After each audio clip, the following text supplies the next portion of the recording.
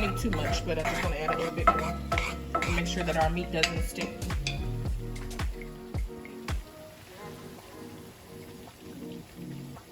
All right, so once you've added a little bit more oil, you're going to go ahead and add your steak to the skillet.